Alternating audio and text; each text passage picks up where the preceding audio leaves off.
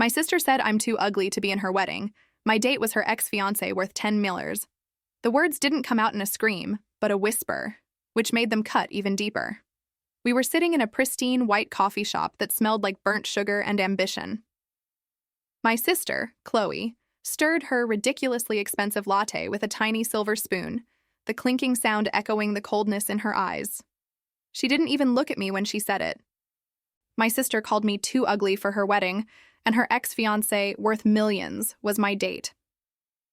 The icy words cut deep in that pristine coffee shop.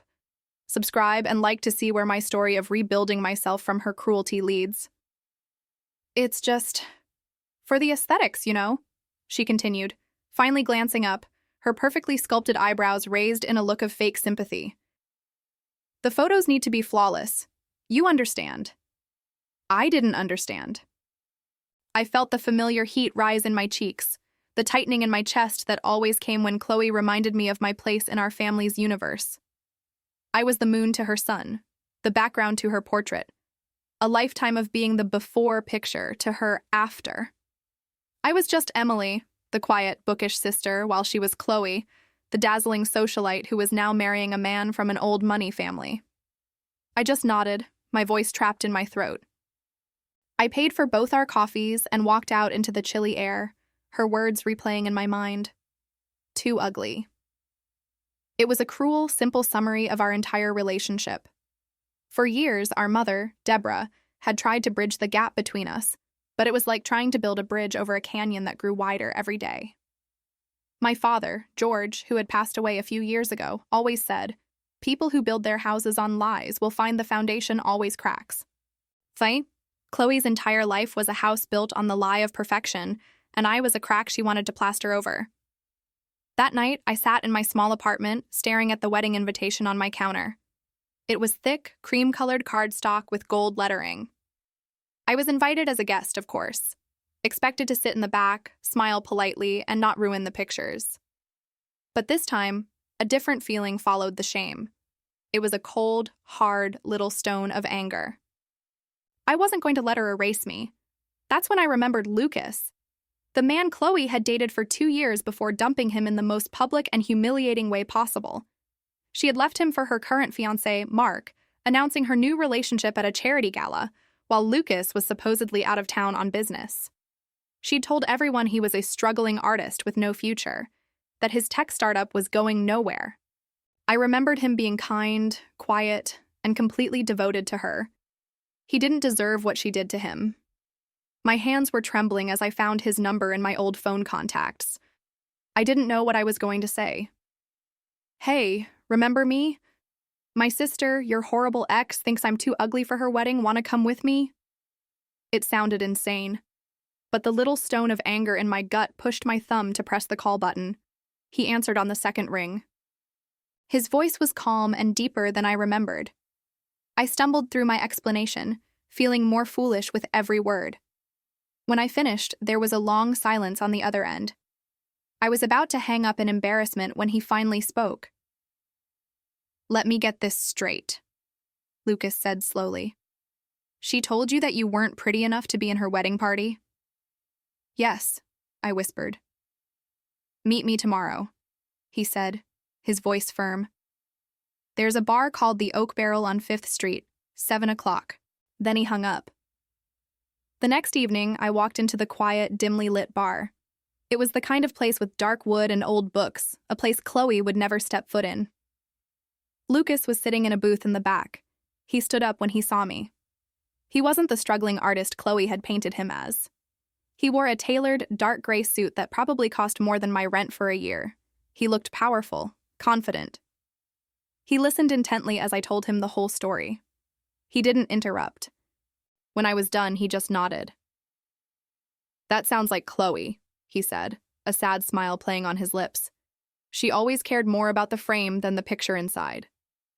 Then he told me his side of the story. "She left me 3 weeks before my company secured its first round of major funding. The company she called a pathetic hobby is now valued at over $100 million. My personal net worth is around $10 million. I stared at him, speechless.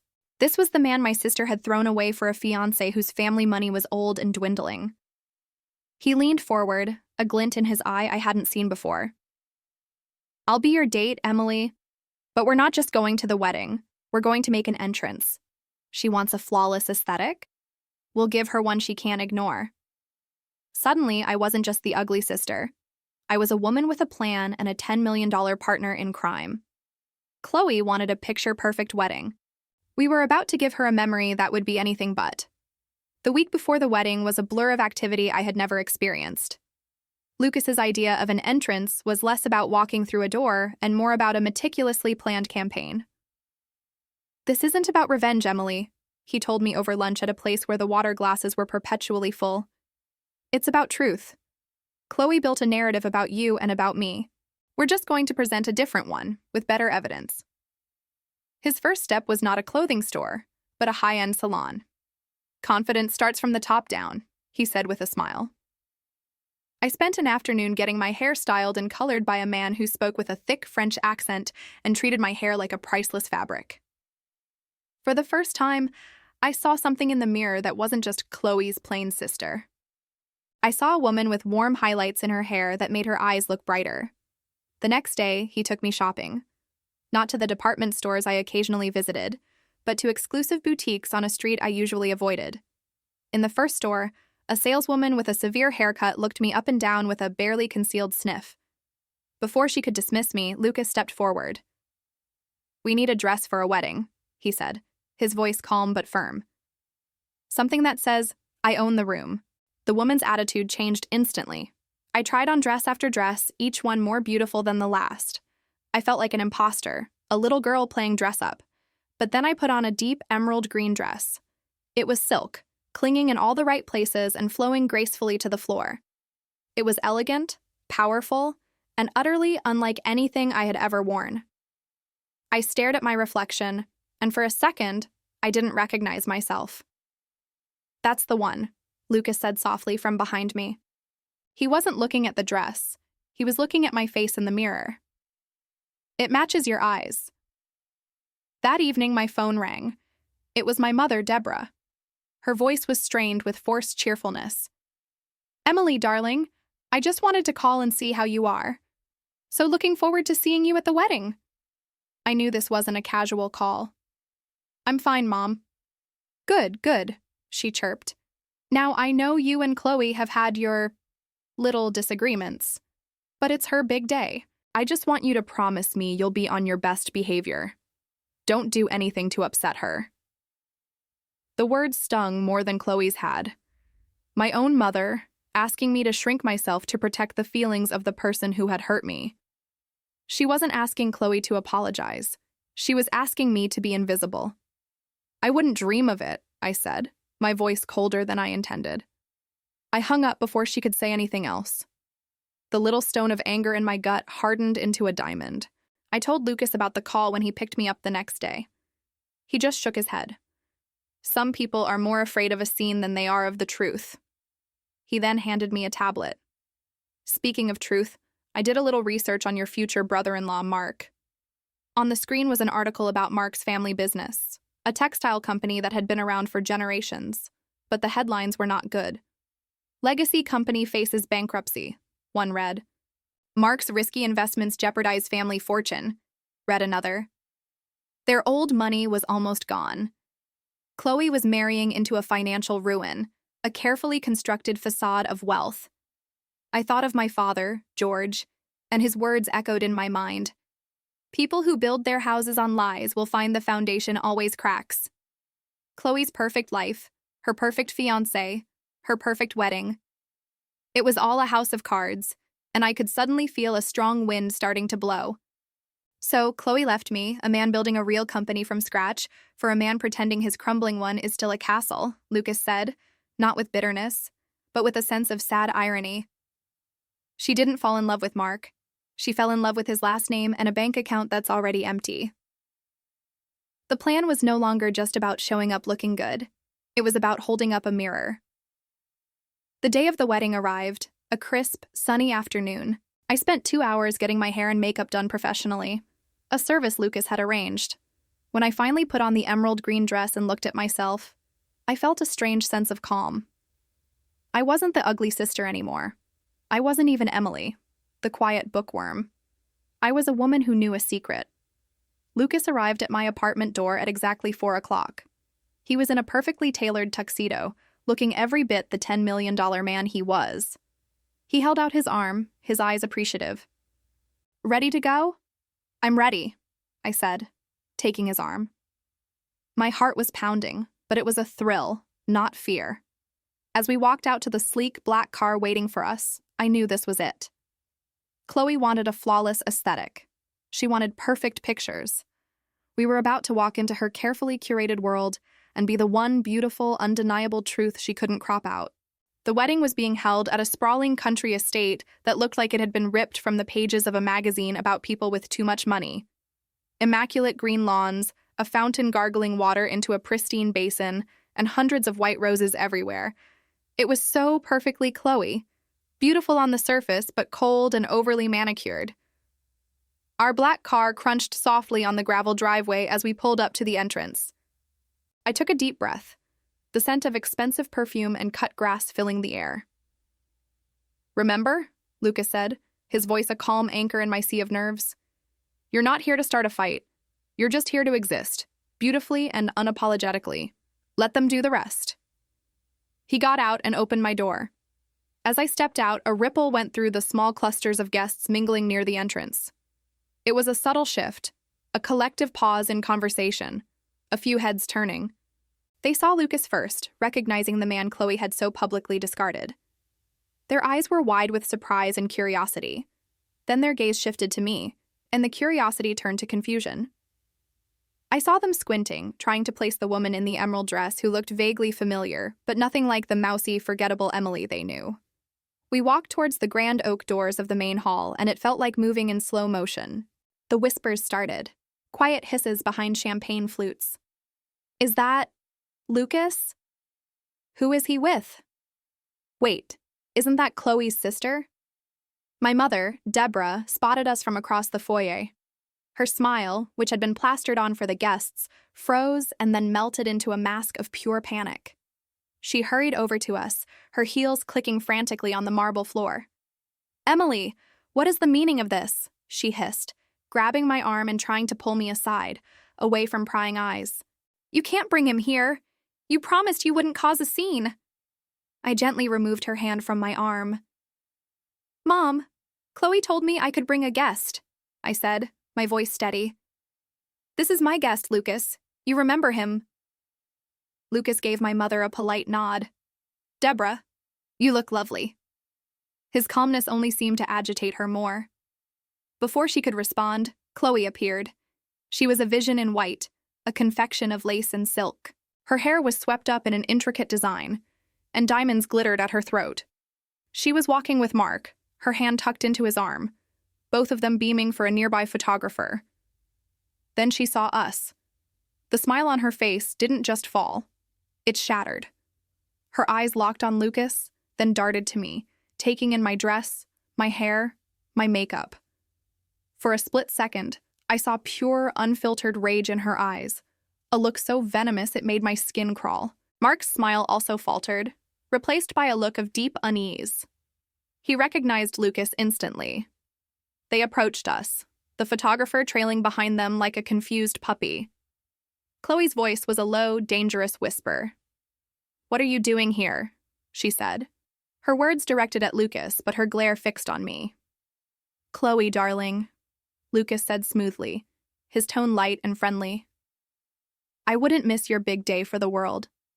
And I have to thank your sister for the lovely invitation. I invited you," I said, looking my sister directly in the eye. "As my +1. You said the aesthetics were important, so I brought someone who wouldn't ruin the pictures."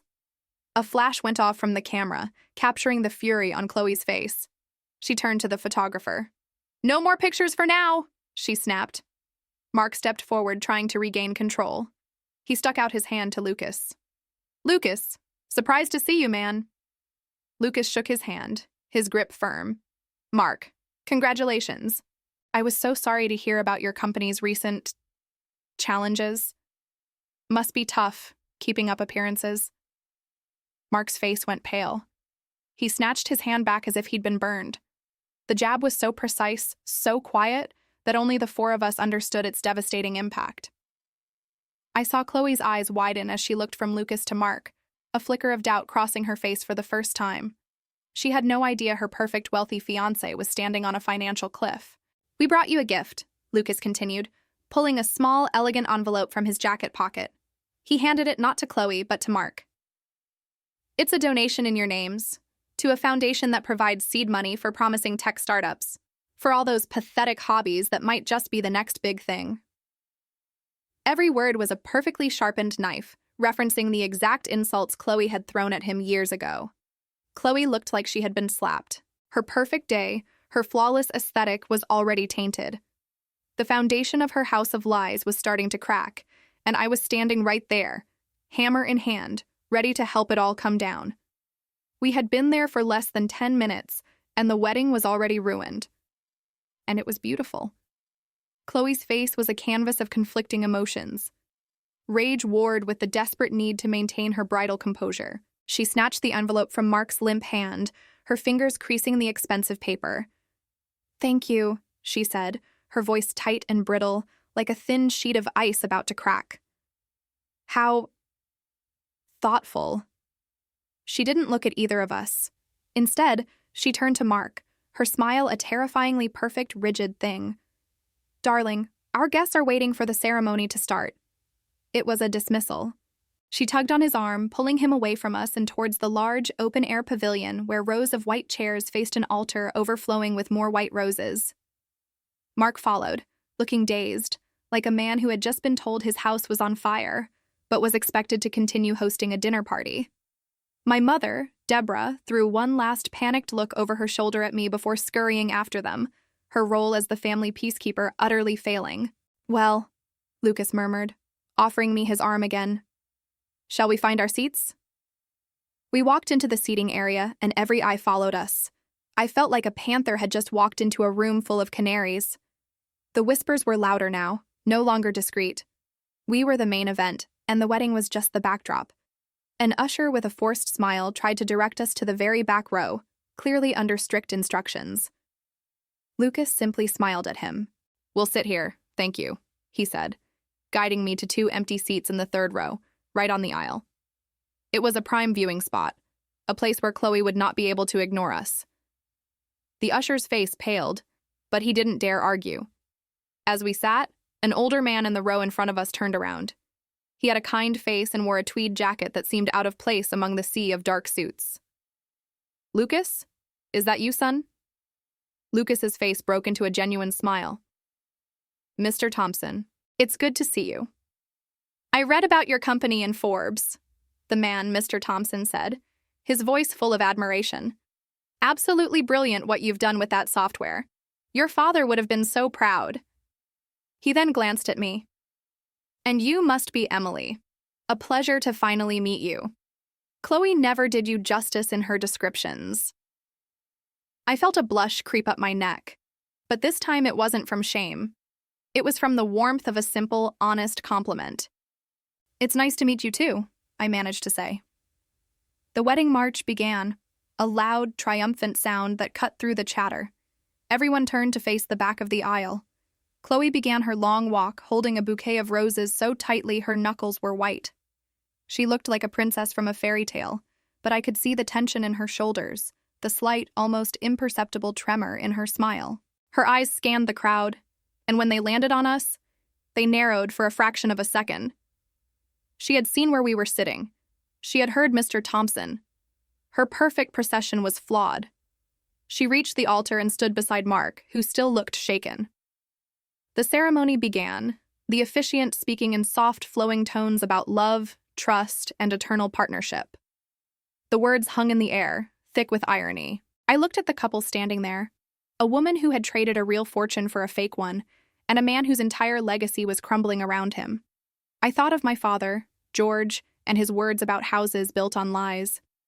I was looking at one now, a beautiful, fragile structure, and the cracks were spreading with every word the officiant spoke.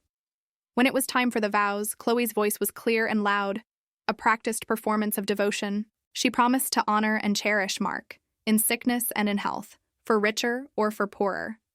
The irony was so thick I could have choked on it. Mark's vows were quieter, less steady. He kept glancing out at the crowd, his eyes finding Lucas, then me, then darting away. Lucas just sat there, perfectly calm, a silent, powerful testament to everything Chloe had thrown away. He wasn't doing anything. He was just being himself. And that was the most disruptive thing he could possibly do. His success was an indictment of her judgment. His presence was a ghost at her feast. When the officiant said, "You may now kiss the bride," the kiss was quick, almost perfunctory. There was no passion in it, only the mechanics of a photo opportunity. The crowd applauded politely, but the energy felt off. The illusion had been broken. As they turned to walk back down the aisle as husband and wife, Chloe's eyes met mine one more time. There was no triumph in her gaze, only a cold, hard promise of retribution. She thought this was my doing, my pathetic attempt at revenge. She still didn't understand. I hadn't done anything. I had just stopped allowing myself to be invisible. I had stopped plastering over the cracks in her perfect house. And now, everyone could see them. The reception was next, and I had a feeling the real fireworks were about to begin. The reception was held in a grand ballroom that looked like it had been dipped in gold. Crystal chandeliers dripped light onto tables covered in white linens and towering floral arrangements. A string quartet played softly in the corner, but the music couldn't hide the buzz of gossip that followed Lucas and me as we entered. It was like walking through a field of invisible tripwires. Every smile seemed to have a hidden edge. Every glance was a calculation. Lucas kept a steady hand on the small of my back, a silent anchor in the swirling social current. "Deep breaths, Emily," he whispered, his voice a low, calming rumble near my ear. "They're more scared of you than you are of them." I wasn't sure I believed him, but I appreciated the sentiment. We found the seating chart, a massive ornate board near the entrance. I scanned the elegant calligraphy for our names. It took me a moment to find them. Table 17. I looked around the room. The tables were numbered 1 through 16 in the main area, surrounding the dance floor. Table 17 was a tiny two-person table tucked away in a corner near the kitchen doors. It was a social Siberia, a deliberate and petty act of cruelty. It was Chloe's final, pathetic attempt to make me invisible. Lucas chuckled softly. Subtle. He didn't seem bothered. He simply ignored the assigned table and led me toward an empty one near the front, Table 3, which was clearly being held for important guests who hadn't yet arrived. Before anyone could object, he pulled out a chair for me. We sat down as if we belonged there, and the sheer confidence of the act seemed to paralyze any potential protest.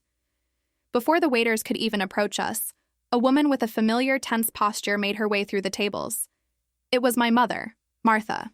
She wore a champagne-colored dress that was a little too tight, and her face was a mask of strained politeness. She didn't look at Lucas. Her eyes were fixed on me.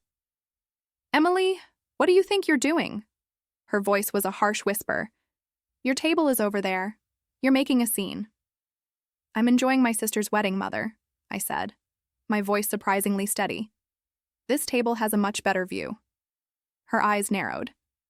"This is Chloe's day, her one perfect day. After everything she's been through, you choose today to be selfish? To bring him?" She finally flickered her gaze to Lucas, dripping with disdain. Lucas simply smiled, a picture of unbothered charm. "It's a pleasure to see you again, Martha." My mother ignored him. "Chloe is very upset. You need to move, now." I felt the old sting of her disapproval, the familiar feeling that I was a problem to be managed. But something was different this time. I wasn't a child anymore. "No," I said quietly. "I don't think I will. We're fine right here." Martha's jaw tightened. For a moment, I thought she might physically drag me from the chair. But then she saw people looking. Her public image was everything. Defeated, she gave me one last look of pure fury and spun around, walking back toward the head table with a stiff, indignant stride. I watched her go, and a strange sense of liberation washed over me. I had said no. It was a small word, but it felt like moving a mountain. A few minutes later, Mark, the new husband, appeared at our table. He was holding 2 glasses of champagne and looked deeply uncomfortable. He avoided looking at Lucas directly. "Emily," he started, his voice strained. She's a little stressed. The seating was a mix-up. We'd appreciate it if you—" "The seating was perfectly clear, Mark," Lucas cut in, his tone smooth as silk. "But we prefer this spot. Congratulations on the wedding, by the way. I hope you two will be very happy." The sincerity in Lucas's voice seemed to throw Mark off completely. He stammered, Thank you. Look, Lucas, about everything." "It's all in the past," Lucas said, waving a dismissive hand. "I'm just here to support Emily." Mark nodded, looking relieved and miserable at the same time. He placed one of the champagne glasses on our table. "Well, enjoy the party." He practically fled, disappearing back into the crowd. I looked at the champagne, a peace offering from a man who knew he was in over his head. I remembered what my father, George, always said, that a house built on lies will eventually collapse on itself. Mark looked like a man who was just starting to feel the floorboards shake. The main event arrived shortly after. Chloe glided toward our table, her wedding dress a cloud of white aggression. Her smile was plastered on, but her eyes were like chips of ice. "I see you've made yourselves comfortable," she said, her voice dangerously sweet.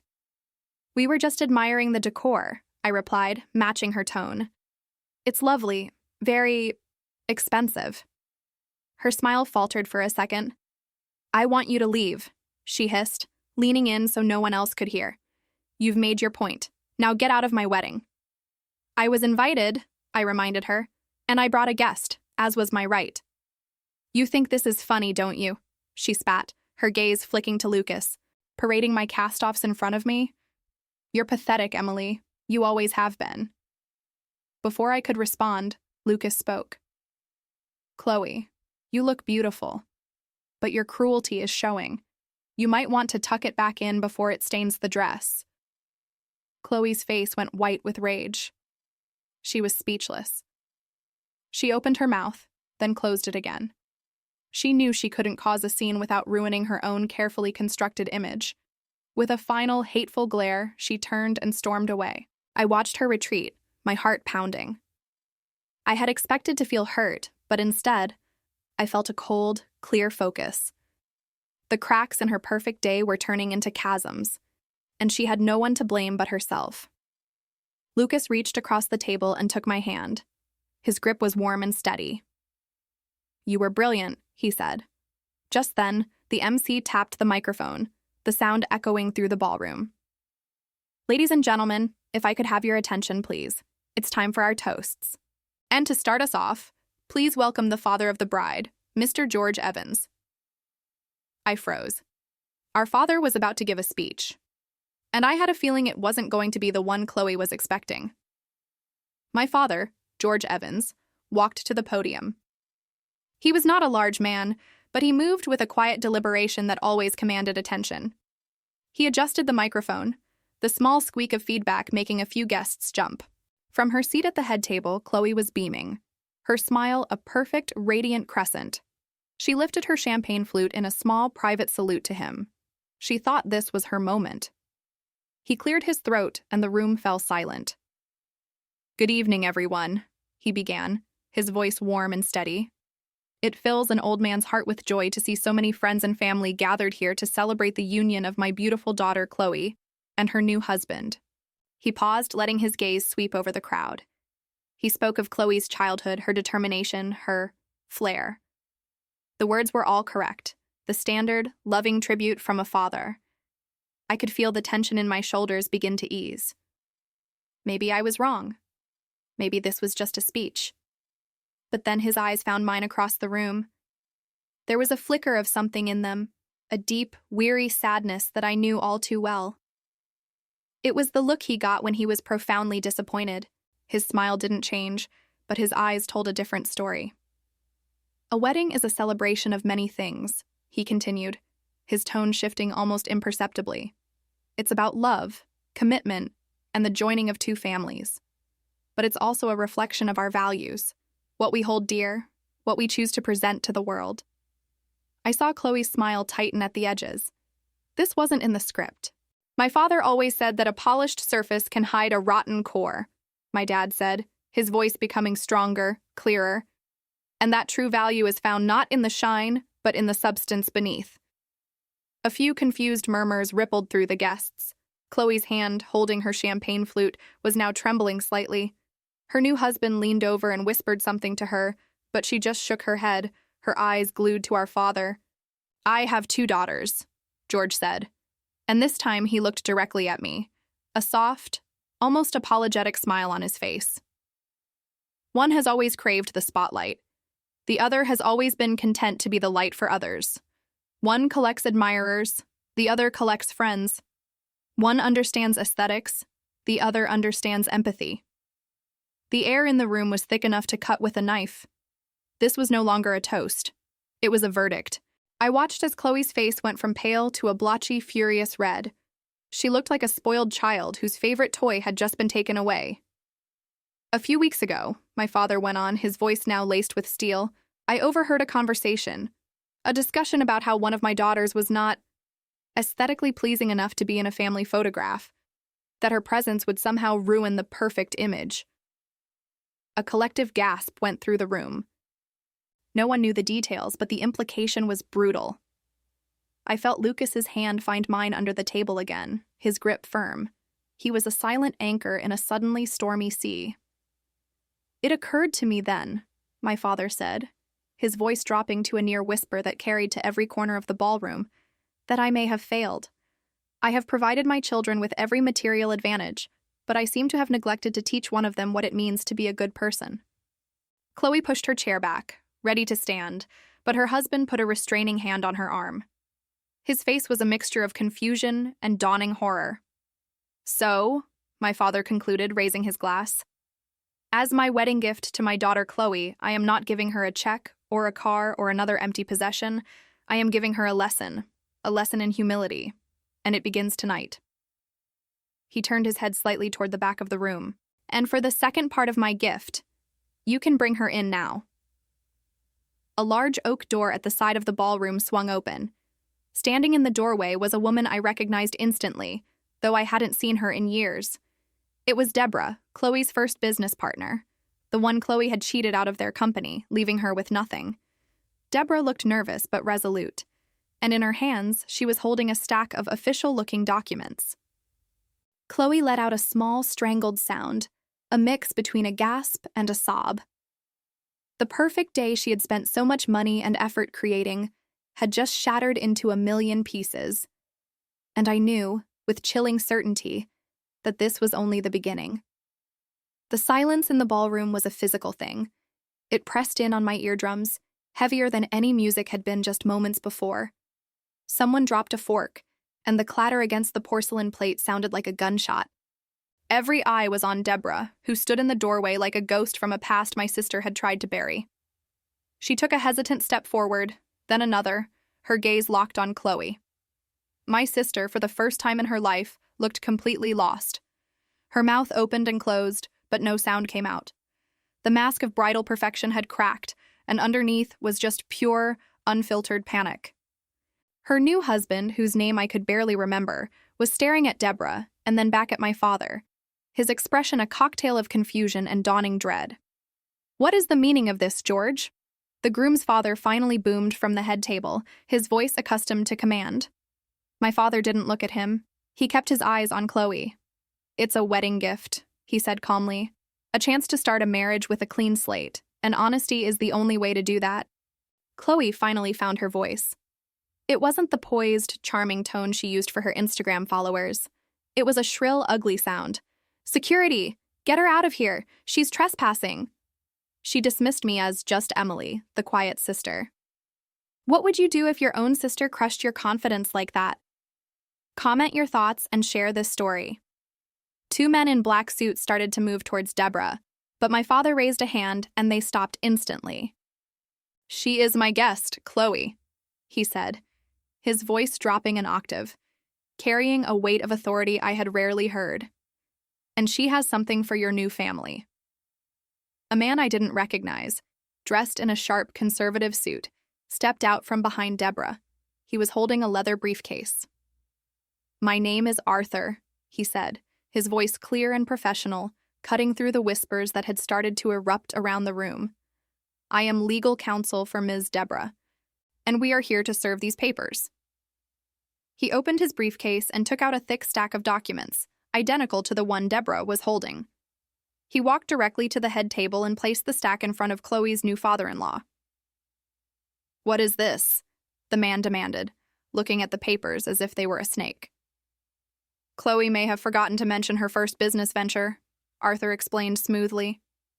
"A tech startup she co-founded with my client. A company whose intellectual property Chloe sold for 7 figures after forging Ms. Deborah's signature on the transfer documents, effectively leaving her with nothing. These papers are a notice of a lawsuit for fraud, theft, and damages totaling $10 million. A wave of gasps swept the room. $10 million. The number hung in the air, obscene and terrifying. I looked at my sister. All the color had drained from her face. She looked small, fragile, and utterly exposed. I watched her perfectly constructed world, the one built on lies and aesthetics, crumble into dust. My father's words echoed in my head, not as a proverb, but as a diagnosis. A polished surface can hide a rotten core. For my entire life, I had been blinded by Chloe's shine. Now, all I could see was the rot. Lucas's hand was still holding mine. His thumb was rubbing small, comforting circles on my skin. He hadn't said a word, but his presence was a solid, reassuring weight beside me. Chloe's eyes darted around the room, looking for an ally, for someone to rescue her. But the faces of her friends were a mixture of shock and morbid curiosity. Her new husband wouldn't even look at her. His parents were in a hushed, furious conference, their faces like stone masks.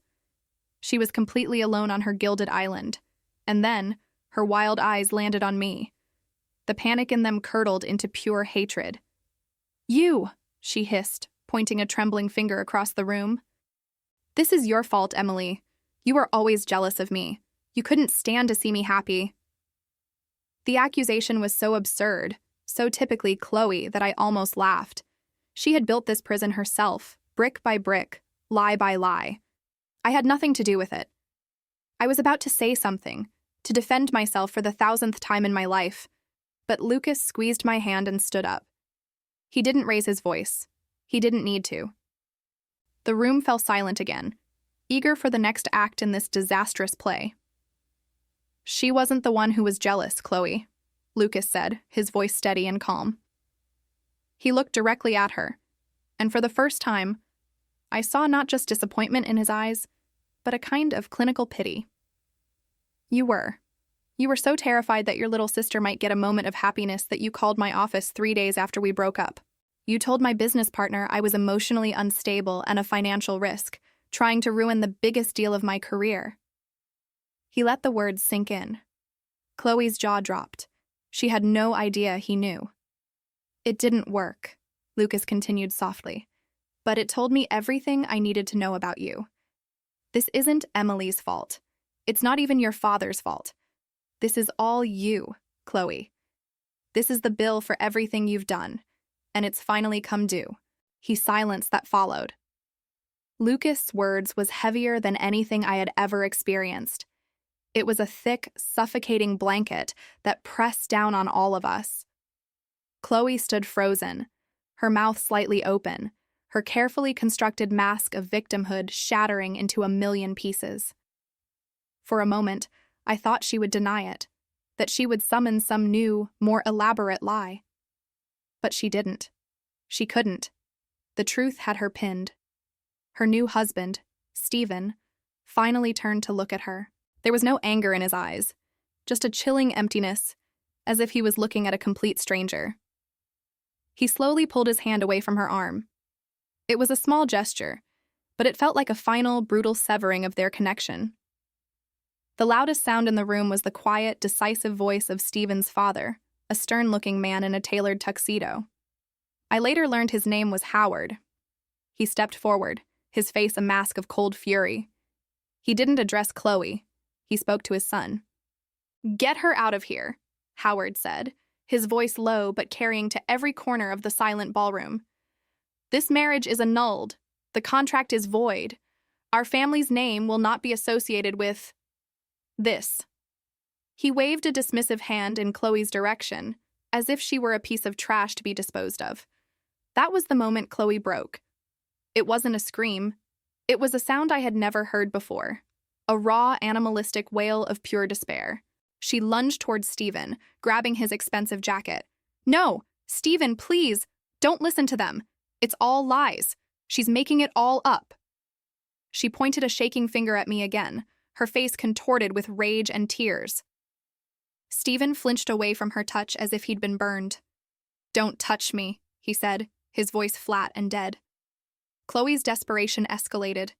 She turned to his mother, her hands clasped in a pleading gesture. "Please, you have to believe me.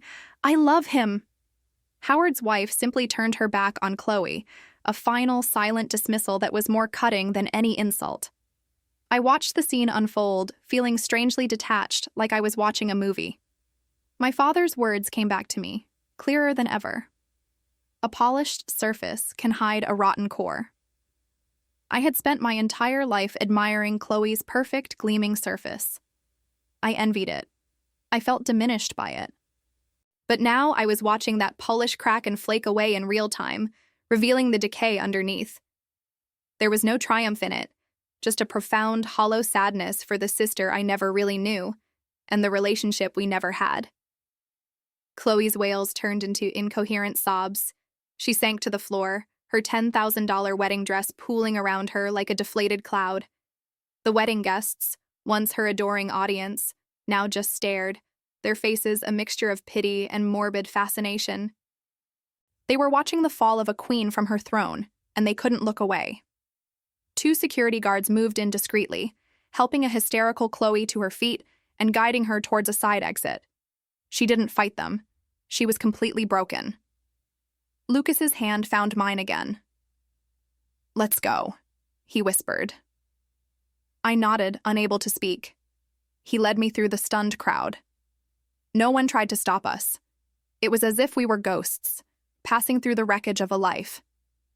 As we reached the grand ballroom doors, I glanced back one last time. Howard was speaking quietly but intensely to his son. Arthur, the lawyer, was calmly talking to a shaken Deborah. The wedding cake, a magnificent 7-tiered creation, stood untouched, a monument to a future that would never happen. It was a perfect, beautiful lie, just like my sister. We stepped out into the cool night air. The sounds of the party, the music, the laughter, had been replaced by the distant wail of a siren. I didn't know if it was for Chloe or just a random sound of the city, but it felt fitting. Lucas opened the car door for me, and I slid inside, the soft leather a strange comfort. He got in the driver's side and just sat there for a moment, the engine off, letting the silence settle between us. "Are you okay?" he finally asked, his voice gentle. I looked at my hands in my lap. I thought I would feel victorious. I thought I would feel vindicated. But I just felt empty. "I don't know what I feel," I said honestly. I think I'm just tired." He nodded, understanding completely. "I get it. You've been fighting a war your whole life, Emily. It's okay to be tired now that it's over." He was right. The war was over. Chloe had lost, spectacularly and completely. And for the first time in my life, I was free from her shadow. I just had no idea what to do with the sunlight. He started the car, and the quiet hum of the engine filled the space between us. "Where to?" he asked. I gave him my address, a simple street in a neighborhood that felt a world away from the manicured lawns and marble columns we'd just left behind. The drive was mostly silent. I watched the city lights blur past the window, streaks of gold and red against the dark glass. Each light was a life, a story, a world of its own, completely unaware of the drama that had just imploded in that grand ballroom. I had spent so long orbiting Chloe's world that I'd forgotten how to exist in my own. "You know," Lucas said softly, his eyes on the road. For months after she left, I kept replaying everything, trying to figure out what I did wrong, what I could have done differently. He sighed, a heavy sound. It took me a long time to realize it was never about me. It was about what I represented, A stepping stone. I was a stepping stone too, I whispered, more to myself than to him. Or maybe not even that. More like the pavement she walked on to get to the next stone. He glanced at me, his expression full of a sad understanding that no one else in my life had ever shown me. No one deserves to be pavement, Emily. When we pulled up to my building, it looked small and ordinary, almost comically so after where we'd been. It was a 3-story brick walk-up, with flower pots on the steps that were probably wilting because I'd forgotten to water them. It was home. He turned off the car and turned to face me. "I'm not going to ask if you're okay again," he said, "because you're probably not, and that's fine. But I will ask, what are you going to do now?" The question hung in the air. What was I going to do? My life's primary function, being Chloe's less pretty, less important sister, had been officially decommissioned. "I don't know," I answered honestly. "I have a job at the library. I have my apartment. I guess I'll just keep doing that." He was quiet for a moment, studying me. "I don't think so," he said finally. "I think you've been living your life on low power mode to avoid outshining your sister. I saw how you were talking to Howard's business partner earlier. You were smart, engaging. You knew what you were talking about." I blushed, remembering the brief conversation about rare books I'd had with an older gentleman before the chaos erupted. He was just being nice. He was impressed, Lucas corrected gently. And so was I. He reached into his jacket and pulled out a sleek black business card. He handed it to me. The name on it was his, but the company was one I'd never heard of. The Archer Foundation. After I decided to do something different with my money. Something that actually mattered, he explained. It's a nonprofit. We're building and funding libraries in underserved communities, literacy programs, things like that. I stared at the card, my heart starting to beat a little faster. That's amazing, Lucas. We're just getting started. And I need a director of acquisitions, someone to find the books, manage the collections, build each library's core. Someone who doesn't just see books as inventory, but as you do, as worlds. He paused. I need someone with a good heart and a sharp mind. Someone I can trust completely. The implication was so direct, so heavy, it felt like it had a physical weight. He was offering me a job. Not just a job, but a career. A purpose. Everything I was too scared to even dream of for myself. It was a world away from shelving books and dealing with late fees.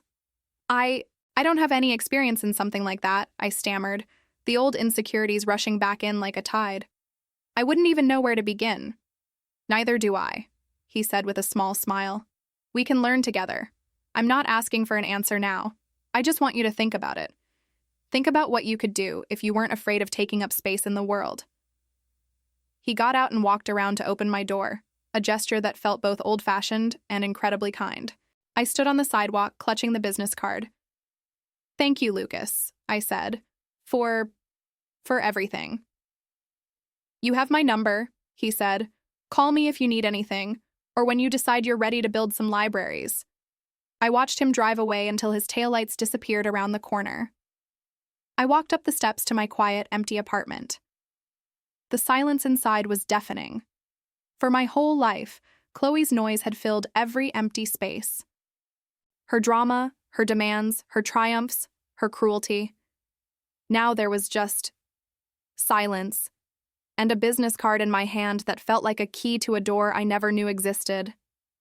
The war was over, but it seemed a whole new one, the one with myself, was just beginning. The business card sat on my small kitchen table for 3 days. It was a stark black rectangle against the cheap wood-patterned laminate, a piece of a different world. Lucas's world. The silence in my apartment was the loudest thing I had ever heard. Without Chloe's constant stream of texts, calls about her latest crisis, or demands for my time, there was just emptiness. An empty space that I was supposed to fill myself, and I had no idea how. On the 4th day, my phone buzzed. It was my mother. The text read, "Hope you're doing okay, dear. Chloe is a bit stressed with the final wedding details. It would be nice if you called her." Family needs to stick together, no matter what. No matter what. Those words were a polite cover for a lifetime of no matter how badly Chloe treats you. I felt the old, familiar anger bubble up, hot and useless. I was always the one who had to understand, to forgive, to shrink myself to make room for my sister's supernova. I stared at the text, then at the business card. An idea, terrifying and thrilling, began to form. What if I stopped sticking together? What if I started building something for myself? My hand was shaking as I picked up my phone, my thumb hovering over Lucas's number.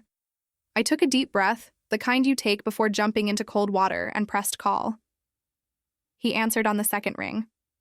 Emily? His voice was warm and steady. Hi, Lucas. I managed, my own voice a squeak.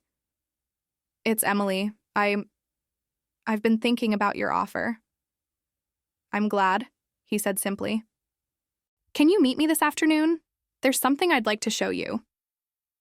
He gave me an address in a part of the city I rarely visited, an area of old brick warehouses and forgotten storefronts. I found him standing outside a building with boarded-up windows and a faded sign that once read, City Textiles. The air smelled like damp concrete and rain. This is it, he said, a proud smile on his face as he unlocked a heavy metal door. Project number 1. The inside was vast and cavernous, filled with dust motes dancing in the beams of light that pierced through the grime on the high windows. It smelled of old wood, decaying paper, and possibility. Unlike the sterile, white coffee shop where Chloe had dismissed me, this place felt real. It felt like home. I bought the building last month, Lucas explained, his voice echoing in the huge space. The city was going to tear it down. Imagine this place, Emily. Shelves reaching to the ceiling. Reading nooks over there by the windows. A children's section with colorful rugs. A place where anyone can walk in and find a whole new world. I walked deeper into the space, running my hand along a dusty brick wall. I could see it. I could see everything he was describing. It wasn't just a fantasy. It was a blueprint. To do this right, we need to launch the foundation publicly. We need a big fundraising event. A gala, he continued, turning to face me. We need to show the city's old guard that we're serious. That philanthropy isn't just about getting your name on a plaque. I thought of Chloe's wedding, of the guest list filled with people who donated to charities for the photo opportunities. I knew exactly the kind of people he was talking about. The kind of people who would look at me and see nothing of value. I felt a familiar wave of doubt. Me? Planning a gala? Running a foundation? It was absurd. I was just Emily, the quiet librarian. I looked at the vast, empty space, the sheer scale of the task ahead, and felt my confidence shrink. Then a memory surfaced, a quiet voice from my childhood. My grandmother sitting in her garden telling me, "The quietest seeds grow the tallest trees." It was a phrase she repeated often, a small piece of wisdom I had almost forgotten. I stood there, a quiet seed in an empty warehouse, and for the first time, I considered the possibility that I could grow. The families who run the charity circuit in this city, they can be territorial, Lucas said, his tone casual but his eyes sharp. They don't like new players, especially ones who want to do things differently. He didn't have to say their names. I knew Chloe's future in-laws were at the very top of that social pyramid. Our gala wouldn't just be a launch, it would be a declaration of war. A war fought with champagne glasses and charity checks instead of insults and whispers. I looked at him, at this kind, determined man who saw something in me that no one else ever had.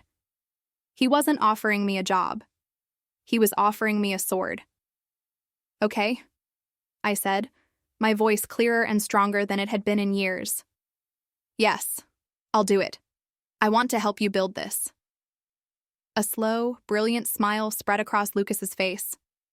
It lit up the dusty old warehouse better than any chandelier could. He reached into his pocket and pulled out a single, old-fashioned brass key on a simple ring. "Welcome to the Archer Foundation, Emily," he said, placing the key in my palm. Its metal was cool and heavy. "Our first official day of work is tomorrow." The night of the Archer Foundation Gala was a galaxy of quiet conversations and the clinking of crystal glasses. The old warehouse was unrecognizable, transformed by velvet drapes, towering floral arrangements, and the soft glow of hundreds of candles. I stood near the entrance, my heart a frantic drum against my ribs. But for the first time in my life, the feeling wasn't just anxiety. It was excitement. I wore a deep emerald green dress that Lucas had insisted on buying for me. Simple, but elegant. It made me feel solid, like one of the old trees in a forest, not a weed to be pulled. Lucas was a calming presence by my side, greeting donors and city officials with an easy grace. Every so often, he'd catch my eye and give me a small, reassuring nod. We were a team. The thought was still so new, so fragile, I was almost afraid to touch it. Then, I saw her. Chloe made an entrance, not just an arrival. She was on the arm of her new husband, a man named Gregory, whose face was a mask of polite indifference. Chloe, however, radiated triumph. She wore a silver dress that looked like it was spun from moonlight and diamonds, designed to capture every eye in the room. And it did. A hush fell over the area near the door as they walked in. Her eyes scanned the room, landing on Lucas first with a flicker of something unreadable, then on me. A slow, condescending smile spread across her lips.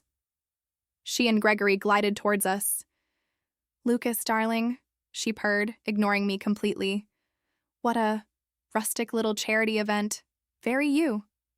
"Chloe," Lucas said, his voice perfectly level. "Gregory, I'm glad you could make it." Chloe's gaze finally fell on me, her eyes doing a slow, critical sweep from my shoes to my hair. "Oh, Emily, you clean up surprisingly well. Is Lucas letting you work the coat check tonight?" The old me would have withered. The old me would have mumbled something and tried to become invisible. But as I stood there, I felt the memory of my grandmother's words not as a whisper, but as a steel rod straightening my spine. I met her gaze. "No, Chloe," I said, my voice quiet but firm. "I'm not working the coat check." Before she could respond, Lucas gently touched my arm. "If you'll excuse us," he said to Chloe and Gregory, "we have some duties to attend to." He guided me away, leaving my sister looking momentarily stunned. An hour later, Lucas stepped onto the small stage at the front of the room. A spotlight found him, and the room fell silent. He spoke about literacy, about community, about creating spaces where imagination could thrive. He was passionate and brilliant, and I felt a surge of pride so strong it almost brought tears to my eyes. "But I didn't build this alone," Lucas said, his voice ringing through the cavernous space. "This foundation is built on the belief that everyone has a story worth hearing, and that the best ideas often come from the quietest corners.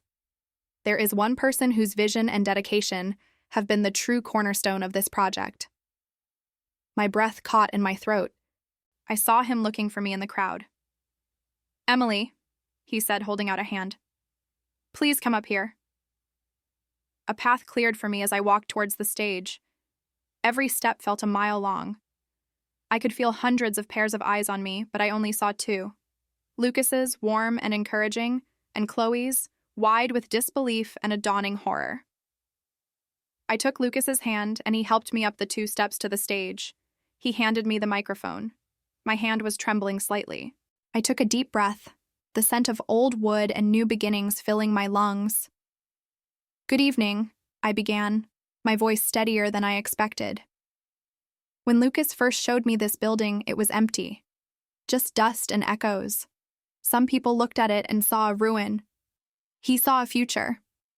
I paused, my eyes finding Chloe's in the crowd. Her face was a frozen portrait of confusion. "The Archer Foundation's mission," I continued, speaking directly to her now, though no one else knew it, "is to find the potential that others have dismissed. To invest in the quiet voices, the overlooked talents, the ideas that are called too small or not right for the picture. We believe that the most beautiful things can grow from the places people have given up on." I handed the microphone back to Lucas. The applause was polite at first, then grew stronger. Lucas smiled, a brilliant, proud smile. "Thank you, Emily," he said into the microphone, his voice booming. "I couldn't have said it better myself. Ladies and gentlemen, please join me in congratulating the co-founder and executive director of the Archer Foundation, my partner in this endeavor, Emily." The sound that hit the room was a collective gasp, followed by a thunderous wave of applause. Co-founder, executive director, partner. The words hung in the air, glittering like chandeliers. I looked at Chloe. Her perfectly painted smile didn't just fade, it shattered. The color drained from her face, leaving a blotchy, pale mask. Gregory looked from Chloe to me, a flicker of confusion and recalculation in his eyes. The people at her table, the old money elites, were all looking at me now, their expressions shifting from curiosity to respect. They were whispering behind their hands, but they weren't whispering about me being ugly. They were whispering about who I was. Chloe stood frozen, a statue in a sea of applause directed at me. She was no longer the sun in our universe. Tonight, in this room full of stars, she had become a black hole, and I was finally free of her gravity. The applause finally began to fade, but the silence that followed was louder. It was filled with the frantic whispers of the city's elite, their eyes darting between me and my sister. I stayed on the stage for a moment longer, my hand still resting lightly on Lucas's arm. I felt a strange calm settle over me, like the quiet after a storm. I looked down at Chloe. Her face was a mess of emotions, none of them pretty. Shock had given way to a furious, blotchy red that crept up her neck. Gregory stood beside her, his expression unreadable, but his hand, which had been on the small of her back, had dropped to his side. He was creating distance, the first crack in her perfect facade. Lucas leaned in, his voice for my ears only. "Are you ready?" he asked. I nodded. We walked down the steps together, not towards my old table, but towards the grand exit. As we passed Chloe's table, she shot up from her chair, her voice a harsh whisper. "Emily, what is this?" I didn't stop walking. I just turned my head slightly and met her gaze. For the first time in my life, I didn't feel small under her stare. I didn't feel ugly or out of place. I just felt pity. "It's my future, Chloe," I said, my voice even. "Something I built myself." Her mouth opened and closed, but no sound came out. She looked like a fish gasping for air. We continued walking, leaving her standing there, the star of her own tragedy, finally upstaged in the one arena she thought she owned. The ride back in Lucas's car was quiet for the first few minutes. The city lights blurred past the window, a river of gold and white. I watched my own reflection, a stranger's face looking back at me, one that seemed calmer, stronger. "That was the best speech I've ever heard," Lucas said, breaking the silence. His voice was warm. I smiled, a real smile that reached my eyes. "I meant every word of it," I said. "About the foundation, about finding potential where others see ruin." "I know you did," he said, glancing at me. "That's why you're the perfect person to run it. You've lived it." He reached over and took my hand, his fingers lacing through mine. It felt natural. "Right. I'm so proud of you, Emily." The words were simple, but they landed in my heart with a weight that pushed out decades of self-doubt. The next morning, my phone rang at exactly 8:02 a.m. I knew it would be her. I let it ring 4 times before answering, taking a slow sip of my coffee. "What did you do?" Chloe's voice was sharp, stripped of all its usual sugary charm. "Good morning to you too, Chloe," I said calmly. "Don't play games with me, Emily. You humiliated me. You and my cast-off fiancé. Was this your plan all along? To ruin my wedding week?" I took another sip of coffee. The old me would have been apologizing, trying to smooth things over. But the old me was gone. "Your wedding week?" I asked. "I thought I was too ugly to be a part of your wedding. You made that very clear, so I made my own plans." I could hear her sharp intake of breath. "That's not what I meant, and you know it. Lucas has millions. Why is he with you?" The venom in the word "you" was potent, but it couldn't touch me anymore. "Maybe because he values things other than aesthetics," I said. "Maybe he prefers a partner to a portrait. You're going to have to figure that out on your own. I have a board meeting to prepare for." "A board meeting? You don't know the first thing about—" I cut her off. "I have to go, Chloe. I'm very busy." And then I did something I had never done in my entire life. I hung up on my sister. I blocked her number right after. The silence in my small apartment felt like freedom. 2 days later, I saw it. A popular society blog had posted an article about the gala. The headline was, Lucas Archer's triumphant return with a new mission and a new partner. There was a huge, flattering photo of me and Lucas on the stage, smiling at each other.